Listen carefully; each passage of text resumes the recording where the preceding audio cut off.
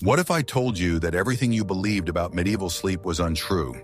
Are you ready to learn the truth about how ordinary peasants and artisans survived the deadly cold winters of an era when central heating did not exist?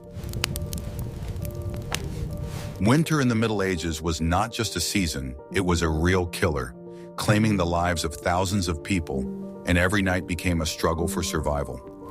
To cope with this challenge, medieval people created a unique sleeping system that seems incredible to us, but was dictated by harsh necessity and deep practicality.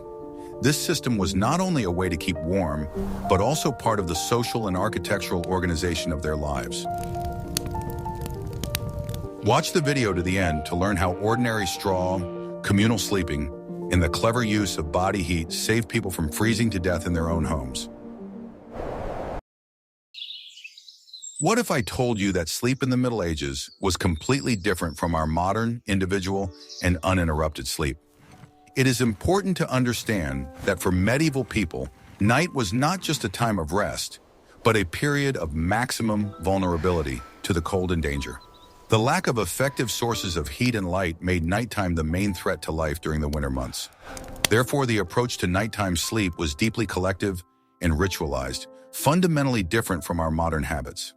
Sleeping together was not just a tradition, but a critically important survival mechanism that helped preserve precious warmth. In most homes, from peasant huts to small urban dwellings, there were no separate bedrooms intended solely for sleeping. The entire family, and often workers or servants, slept in one common room, usually near the hearth or stove, which was the only source of heat. This created a living blanket effect, where the warmth of many bodies combined to counteract the cold coming in from outside. This shared warmth was the only thing they could count on during the long hours of darkness when the fire in the hearth gradually died down. The beds themselves were primitive and functional, often consisting of bunks or large wooden boxes filled with straw, hay, or dry leaves. These materials served not only to soften the hard surface, but also to create a thick, insulating layer between the sleepers and the icy floor. Straw, being an excellent heat insulator, retained the heat emitted by people's bodies. It was changed regularly, but despite this, it provided a more comfortable sleep than a simple blanket on a stone floor.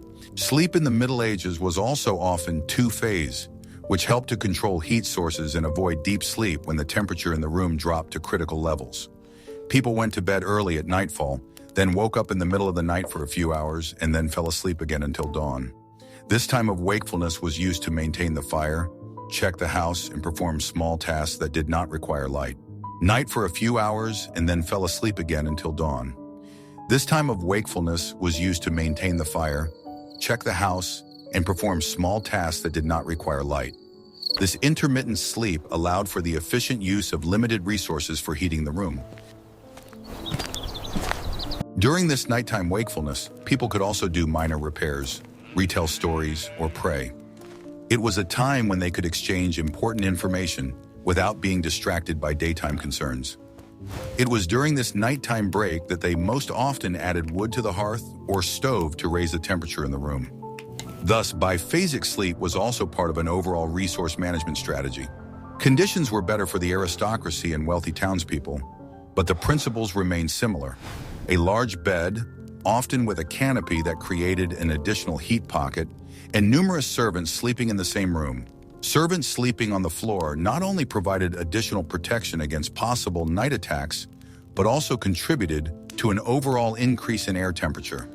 The canopy over the bed, made of thick fabric, was a very effective barrier, preventing the escape of heat generated by sleepers.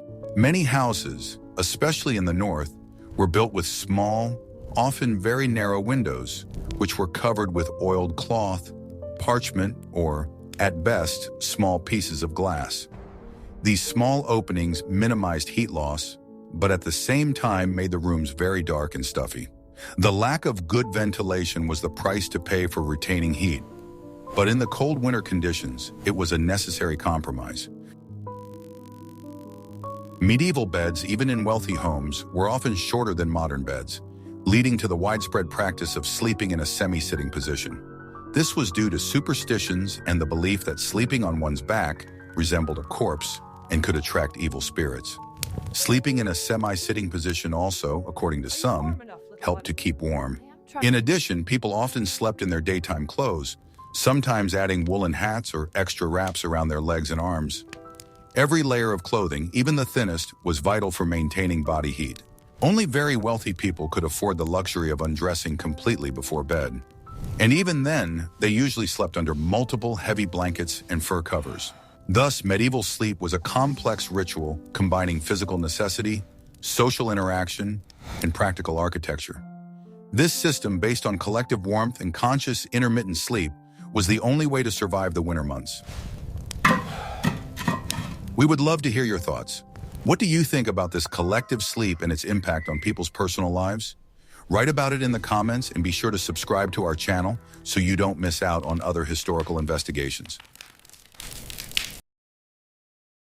Want to know the main secret of nighttime warmth in a medieval home?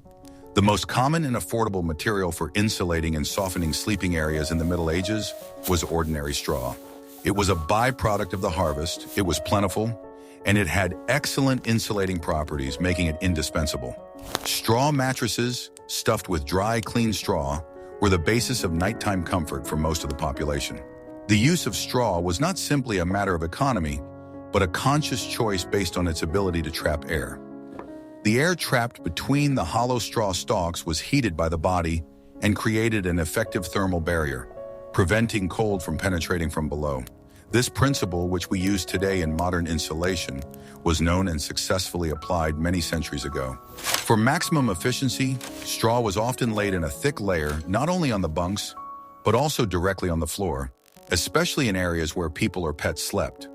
A half-meter thick layer of straw could significantly reduce heat loss through cold earthen or stone flooring.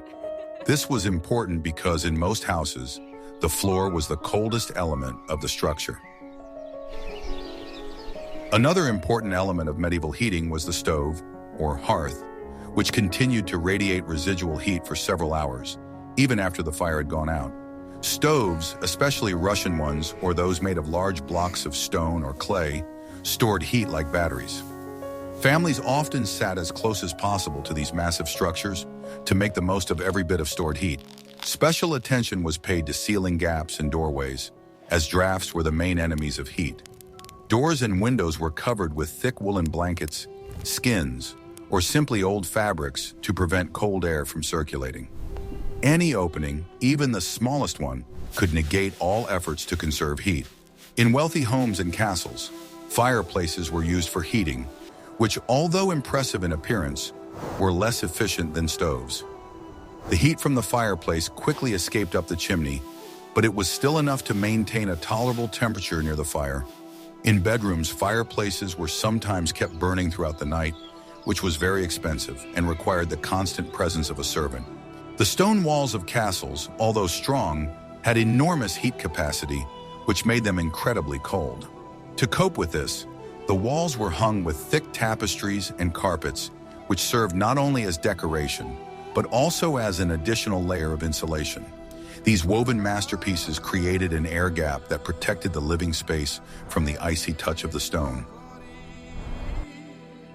In some northern regions, it was common practice to arrange sleeping places directly on or next to the stove. Specially equipped couches above the stove, as in a Russian izba, were the warmest place in the house and were intended for the elderly or the youngest members of the family. This was the height of luxury in medieval winter conditions. The effectiveness of medieval heating was not due to high technology, but to a combination of available natural materials and common sense. Straw, a solid stove, warm clothing, and collective warmth were the formula for survival.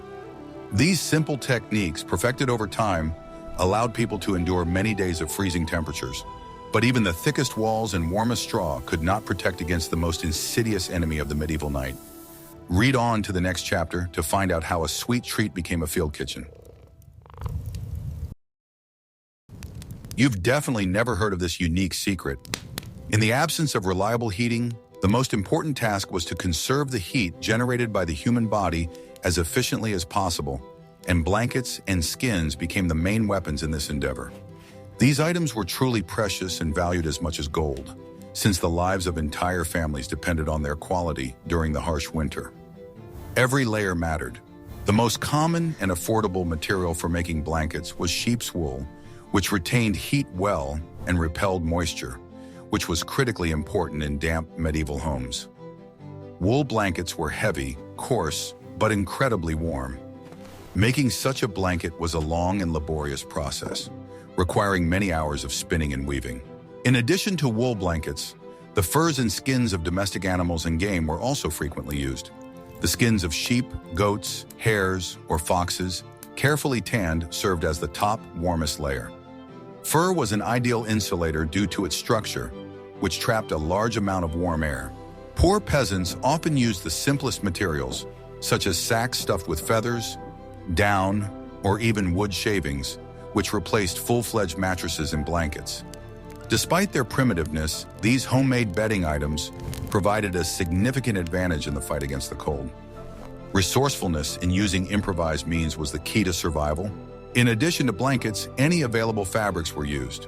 Old clothes, burlap, pieces of felt, which were laid in layers on top of each other.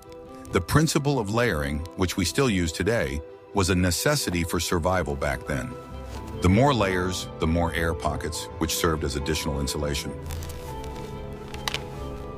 For the nobility and wealthy townspeople, more expensive and luxurious materials were used, such as swan's down, sable, or ermine fur. These exotic bedspreads were not only warmer, but also a symbol of high social status. Luxury in this matter was directly proportional to the chances of survival. An important part of medieval sleeping culture was the use of fur or woolen hats and hoods. A significant amount of heat is lost through the head, and this simple item of clothing helped to significantly reduce heat loss. People often slept in their daytime headgear or wore special nightcaps.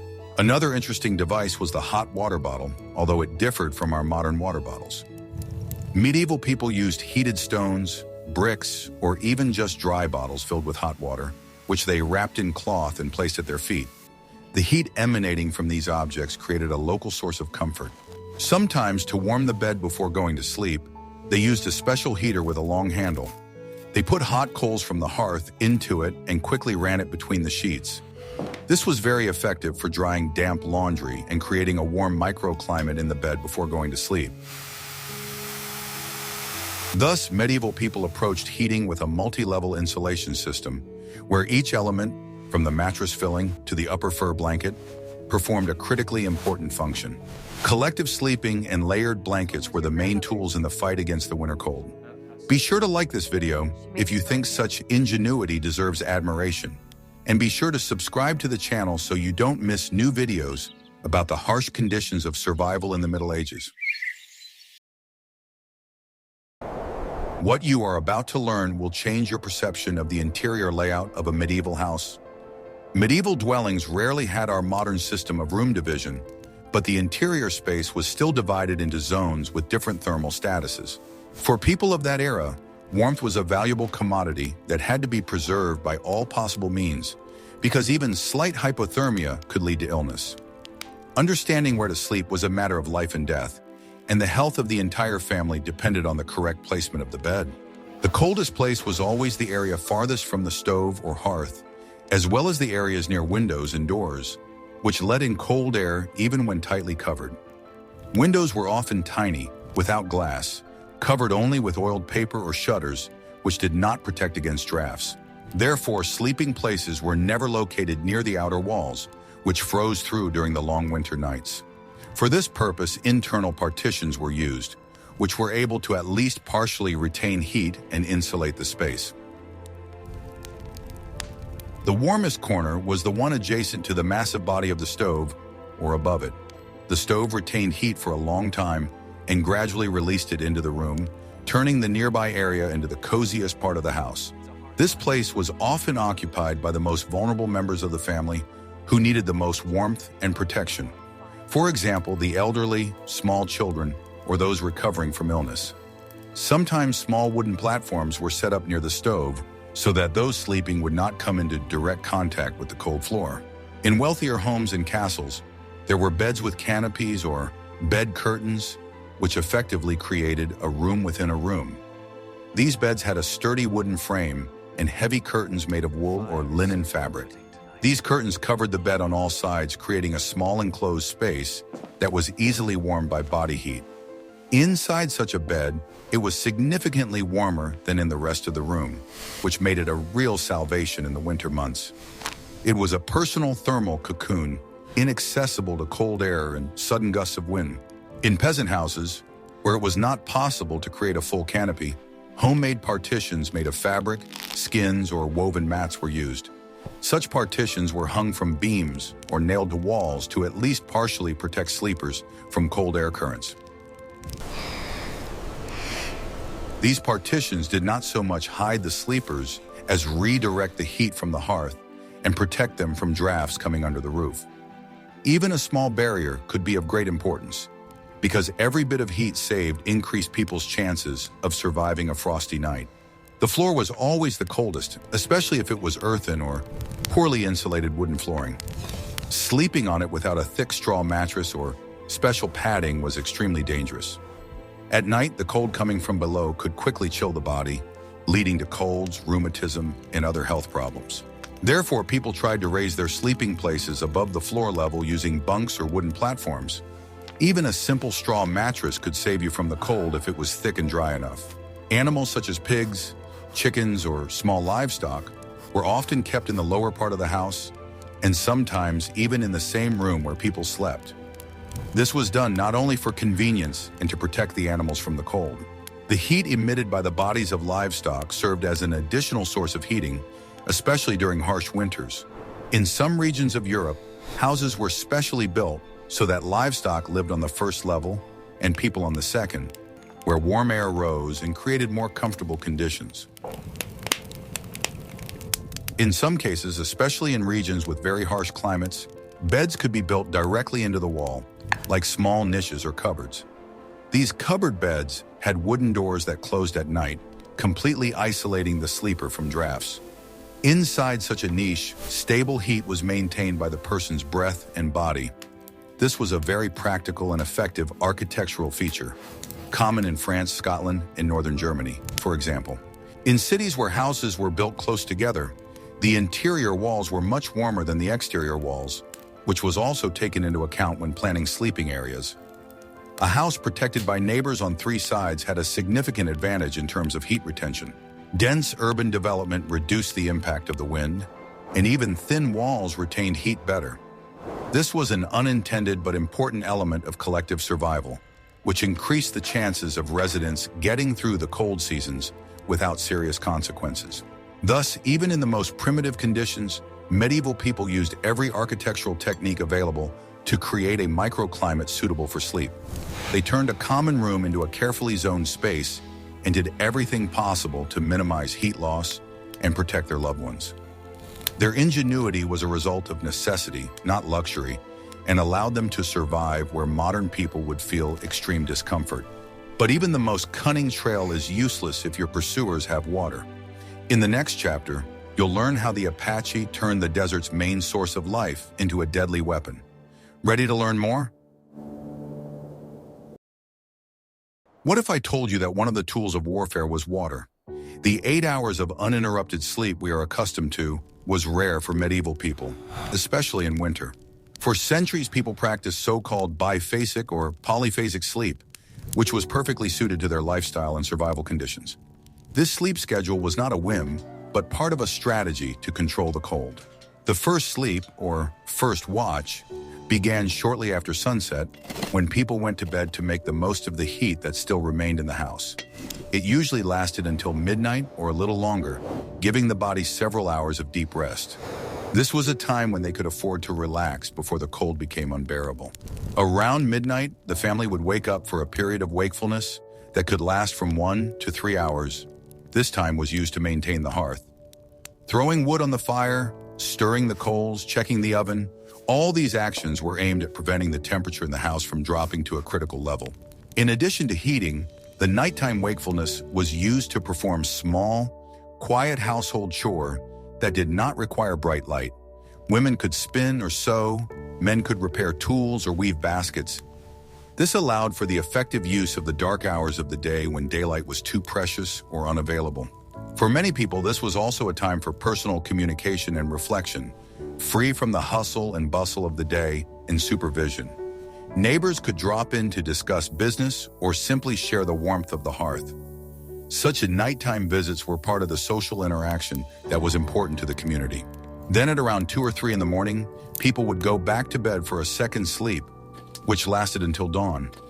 The second sleep was often lighter and more intermittent, as the temperature in the house dropped to its lowest point in the morning. Sleeping together during this period was especially important for mutual warmth. At the same time, waking up in the middle of the night was, in essence, an additional test of cold tolerance. If people could not sleep because of the low temperature, they spent more time by the hearth, warming themselves and keeping the fire going. It was a natural thermostat built to their daily cycle. In wealthy families, this nighttime period could be devoted to reading religious texts or praying, as nighttime was considered more suitable for spiritual practices. During this period, they could use oil lamps or expensive wax candles, which were not available to the common people. Thus, even spiritual life was tied to biphasic sleep. Biphasic sleep also helped regulate food consumption. In the middle of the night, it was possible to have a snack to give the body extra energy to fight the cold. The body expended a lot of calories to maintain body temperature, so extra nutrition was an important element of survival. Thus, biphasic sleep was a multifunctional adaptation. It allowed people to keep the fire going, make efficient use of limited light and heat, and provided opportunities for social interaction and routine tasks. It was an ingenious response to the challenges of medieval winter nights. When the Apaches did decide to go into battle, they chose the ideal conditions for it. Ready to learn about something that saved millions of lives? One of the most controversial but extremely effective strategies for surviving winter nights in peasant homes was living, and sometimes sleeping, with domestic animals. Heat exchange between humans and livestock was an important, though not always hygienic, element of heating. For small livestock such as chickens, geese, pigs, or small cattle, a separate room adjacent to the living area, called a barn, was often set aside. The walls between the barn and the living quarters were thin, and sometimes even had small openings to allow warm air to circulate. The animals being warm contributed to the overall increase in temperature in the house.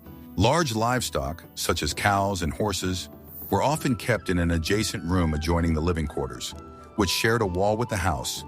The heat emitted by the bodies of these large animals warmed the wall, turning it into a kind of living radiator. The more livestock a farmer had, the warmer his house became. Sometimes during the harshest frosts, small livestock, such as lambs or piglets, could be brought into the living quarters to save them from freezing. They also served as additional living heaters, especially for those who slept on the floor. This practice was dictated solely by harsh necessity and economic expediency. Sleeping places were often located on bunks or platforms to raise people above the floor, which was the coldest place. In some regions, small pens for animals could be located under the bunks at ground level. In this way, people slept above a source of heat. It is important to understand that in the Middle Ages, ideas about hygiene were very different from modern ones. The smells and dirt created by animals were considered a lesser evil than the risk of freezing to death. The question of survival always took precedence over the question of comfort and cleanliness. On the other hand, having animals inside or near the house not only provided warmth, but also created a problem of humidity. The breath and vapors from livestock increased the humidity in the air, which at low temperatures could lead to condensation and dampness in the house. The damp cold was felt even more strongly. The effectiveness of this system has been proven over centuries. In the northern regions of Scandinavia, Iceland, and Eastern Europe, where winters were particularly harsh, living with animals was the norm. It was a way to get the most out of the available resources. Thus, animals were not just property, but an important living component of the heating system. Their warmth, although accompanied by inevitable inconveniences, saved the lives of both humans and animals. It was an example of forced symbiosis. The ambush was effective, but how did the Apaches sustain themselves during long campaigns away from home? In the next chapter, we will discuss their unique system of logistics and survival. The success of Apache military operations would have been impossible without their unique logistics system. But to truly understand how people in the past ensured their survival, it is important to consider another aspect: how they created spaces that could protect them from nature itself. The architecture of medieval dwellings, especially in Northern Europe, was entirely devoted to the task of conserving heat and minimizing heat loss during the cold season. Every detail, from the size of the windows to the ratio of wall height to roof slope, was part of a well-thought-out strategy for survival in a harsh climate, where frost was as much an enemy as any armed raid. Peasant houses were characterized by low ceilings and small, sometimes almost symbolic window openings. The low ceiling reduced the total volume of heated space, allowing the house to warm up faster and require less fuel. In conditions where obtaining firewood was hard work and the forest could belong to a feudal lord, this was of vital importance. Warm air invariably rises, and low ceilings kept it closer to people rather than under the roof itself. Windows, if they existed at all, were most often covered not with glass. This material was incredibly expensive and available only to the aristocracy, but with oiled cloth, parchment, animal bladders, or thin mica plates. Such materials let in a minimum of light, turning dwellings into semi-dark rooms, but they retained heat much better and did not create strong drafts. Therefore, daytime activity and work outside or in the yard were vital. The house provided warmth, but no light. The walls of houses, especially in Eastern Europe and Scandinavia, were often built of thick timber, wattle and daub, or clay or stone mixed with straw. The massive walls had high heat capacity.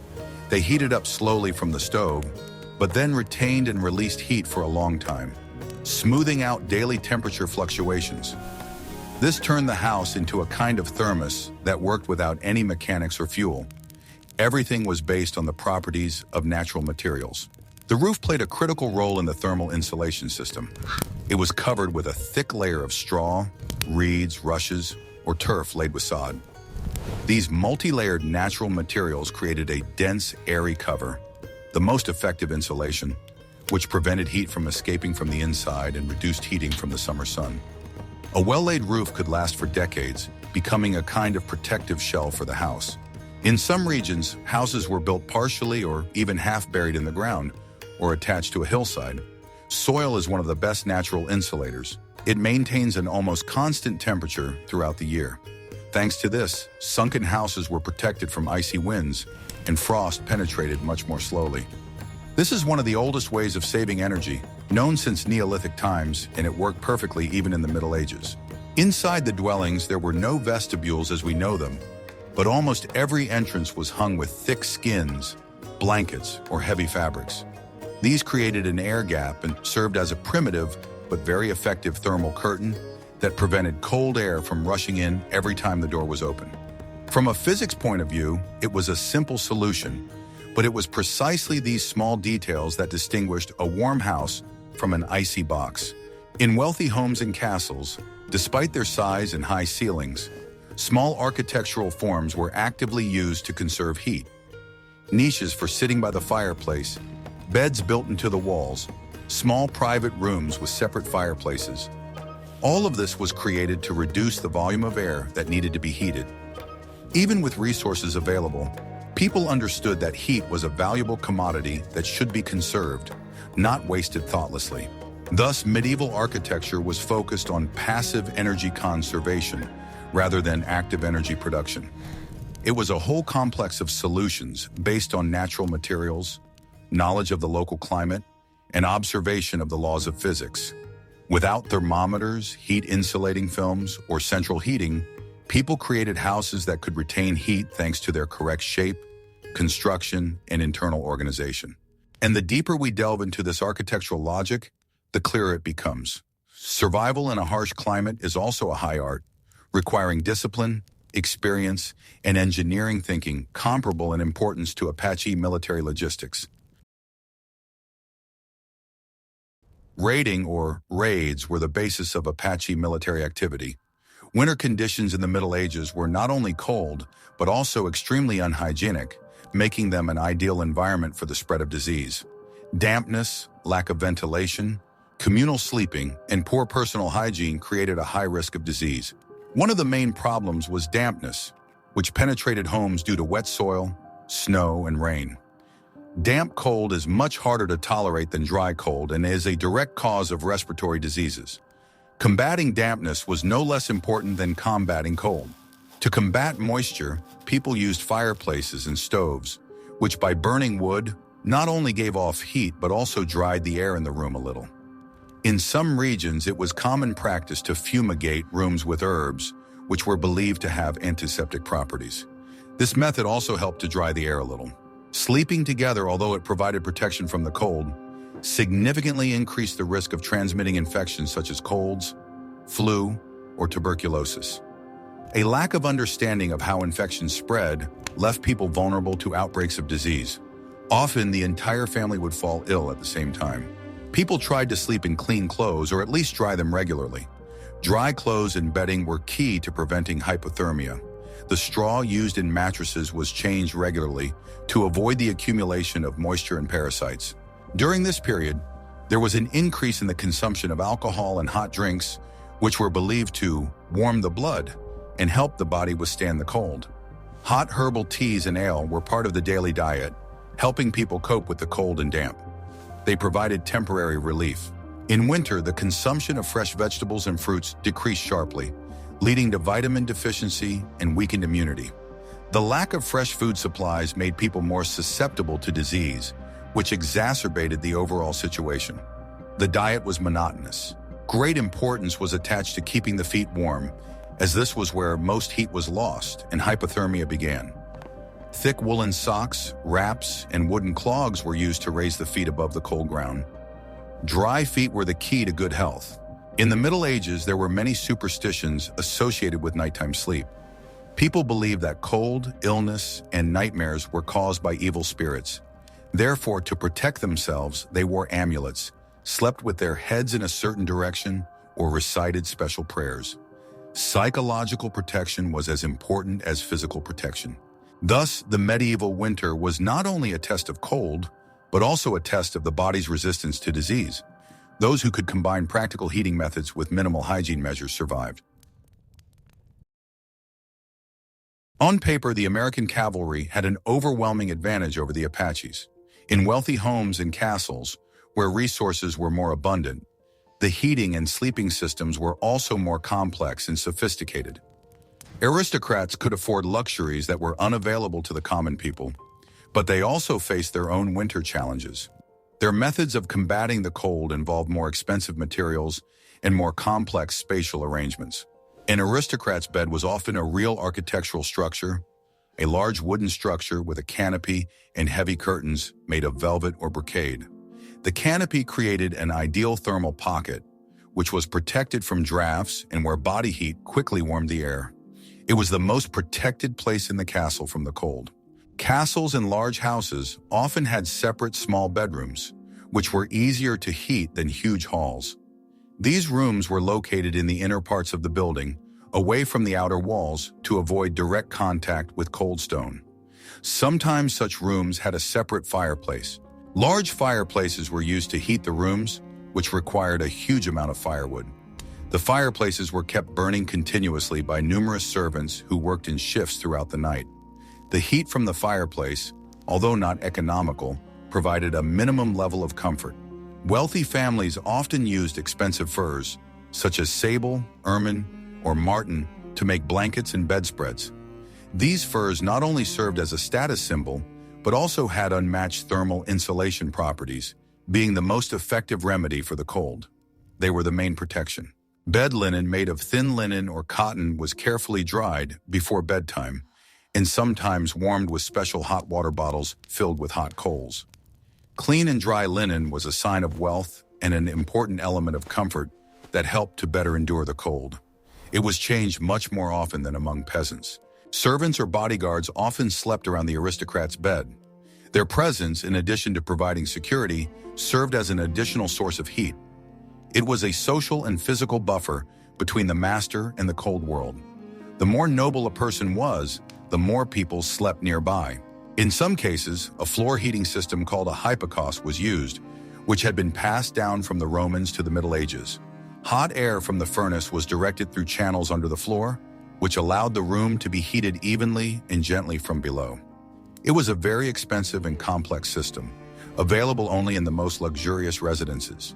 To combat the cold from stone walls, thick woolen or silk tapestries were used to cover the entire wall area. They created an air gap and prevented the cold from entering the room. Tapestries also served to decorate the interior. Thus, wealth in the Middle Ages could not completely eliminate the problem of cold, but it did make it possible to use more effective and expensive means to create comfort.